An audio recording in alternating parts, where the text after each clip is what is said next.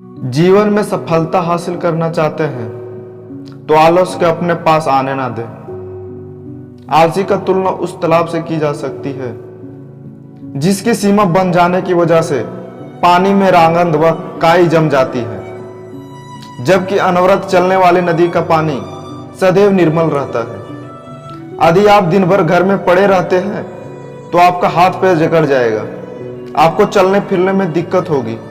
मनुष्य तो मनुष्य, मशीन से आदि काम न लिया जाए तो उसके कल पुर्जे काम करना बंद कर देते। तो हाय दोस्तों, मैं मोटिवेशनल बजरंगी रोज की तरह एक नई कहानी में आप लोगों को स्वागत करता हूँ।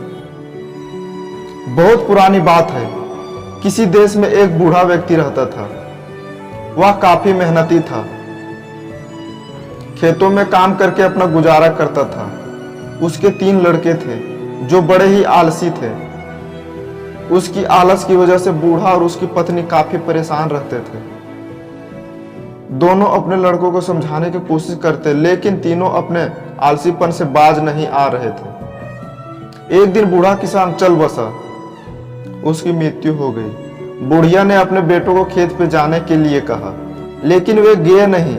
जब तक अनाज था बुढ़िया ने उसे बनाकर खिलाया। आखिर में एक दिन घर का सारा अनाज खत्म हो गया। जब घर में एक भी दाना नहीं बचा तो बुढ़िया ने अपने बेटों को काम धंधे के लिए बोला, लेकिन वह तब भी नहीं माने। एक दिन सुबह बुढ़िया उठकर रोने लगी। माँ को रोते देखकर उसके बेटों ने पूछा कि माँ, आपको बताओ क्या हुआ, क्यों रो रहे हो?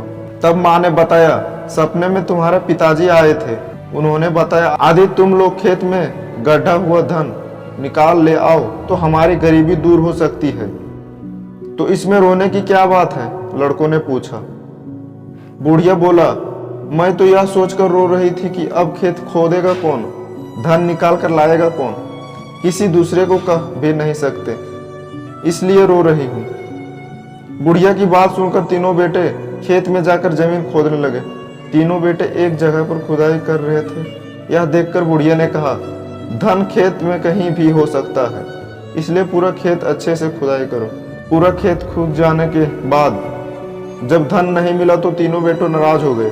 बुढ़िया ने कहा, ठीक है, सपने तो तुम्हारे पिताजी आने पर मैं उनकी शिकायत करूंगा कि धन नहीं मिला खेत में खुदाई करने के बाद भी। तब बुढ़िया अपने बेटों से बोला कि जब खेत में खुदाई हो ही गई है तो क्यों ना इसमें अनाज बो दिया जाए।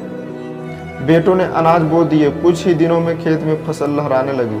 फसल काटने के वक्त आया तो एक दिन बुढ़िया ने रोने लगी। बेटों ने पूछा, अब क्या हुआ?